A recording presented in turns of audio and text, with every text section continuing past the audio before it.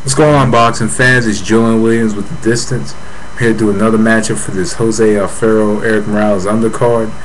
This one is Chris Henry versus Hugo Hernan Garay, I believe is how you pronounce his name. Really good light heavyweight fight.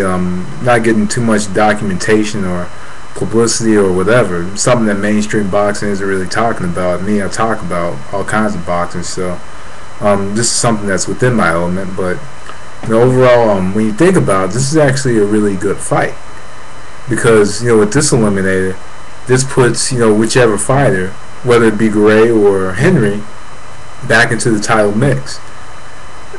Chris Henry, of course, was considered by many, some, as one of the top light heavyweight prospects, by the end of 2008. But that changed when he lost to Yusuf Mack. Lost, a decision on Yusuf Mack, which was actually a very good fight. I remember watching it about a year ago. I was watching it on ESPN, and I was expecting Chris Henry to win that fight, but Yusuf Mack, was able to get the better shots off. He basically outboxed him in that fight. But in the fight, there was a few flaws that a lot of people saw. But then he came back months later and beat Sean George. So, that with that being said, about Chris Henry, I believe he's ready for that possible WBA championship shot.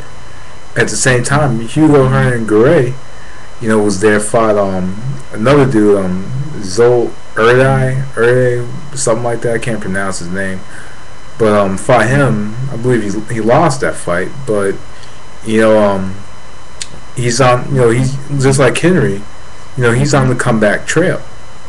So with that being said, onto this matchup with Chris Henry in this fight does not want to square up with Garay, due to the fact that Garay is the type of fighter that comes in head first.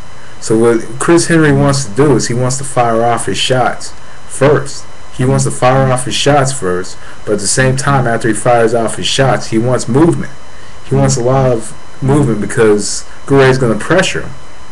And I'm not going to say Garay anymore because I don't think I'm pronouncing the dude's name right, so I'm going to say Hugo. Hugo's going to pressure him. He's going to come forward. He's going to come head first, and expect a possible headbutt in this fight. Expect, a possible, cut over one of the fighter's eyes in this fight, because Hugo comes in head first and and tries to get the fight in the inside. But Chris Henry does at times tend to try to fight inside fights. But Chris Henry needs to make this a boxing match, because if Chris Henry makes this an inside fight, and we saw his stamina against the other dude, Yusuf Mack, we saw some possible stamina problems in that fight when he was actually tired. He was tired in that fight. But at the same time, both fighters were tired, but Chris Henry was tired after like 6 rounds in that fight. I think that Chris Henry in this fight needs to work very patiently, and pretty much try to get his straight left hand off, because he does throw the straight left very well. And another thing that Chris Henry needs to do is he needs to set up his power shots. If you look at a lot of Chris Henry fights, Chris Henry does not set up his power shots with anything. He just throws them. Sometimes he just throws the uppercut from out of range, or throws the right or left hook. Just simply throws power shots. Without a jab, without something that's going to set up those shots. In this fight, he needs to really set up the power shots. Though this could be one of those middle of the ring brawls. To ensure victory, Chris Henry needs to box. In order to ensure victory.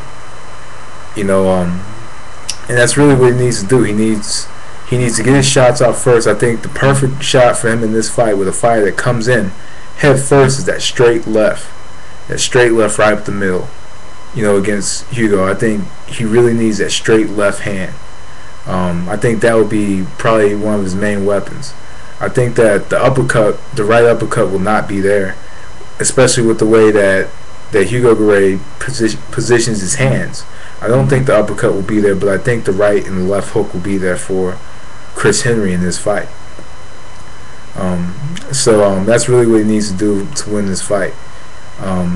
For Hugo Garay, I think that he really needs to continue coming forward and pressuring Chris Henry. With a fighter who has possible stamina problems, you want to consistently pressure and throw shots to the body. You want to cut off every angle, and you do not want to give Chris Henry any room, to get his shots off. I think that constantly coming forward, constantly going to the body, I think that all that, and on top of that, a big difference between Henry and Garay is that Garay at times throws his jab. I think that setting Henry up with the jab and working his way into the inside using that jab and utilizing it could win Hugo Garay this fight. Let alone, that alone, because using his jab is going to get him on the inside, and if he can get on the inside, take all kinds of space away from Chris Henry, and not let Chris Henry get any of his power shots off, and kind of that head to chest, hit bang to the body type situation is pretty much what this is. So honestly, I think that's what Hugo Garay needs to do in this fight.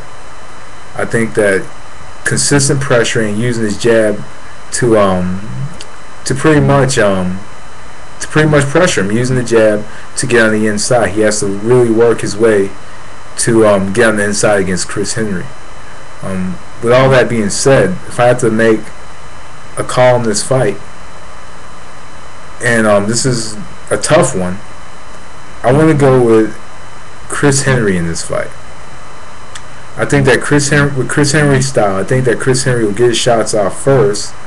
I honestly think that possibly he does have better hand speed than Garay. I think that the hand speed and the power and the and pretty much possibly beating Garay to the punch could win Chris Henry the matchup. But at the same time, I actually wouldn't be surprised if Garay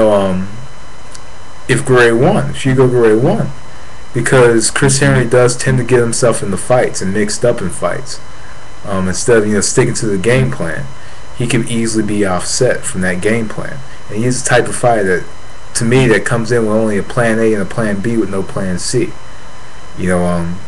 Or sometimes sticking to just only plan A. So really in this fight, I wouldn't be surprised if it went either way, but me, I'm going to go with Chris Henry. Houston native, I didn't pick him because I live in Texas as well, but I just think that he has the tools to win this fight. But anyway, that was the distance. Thanks for watching. Peace.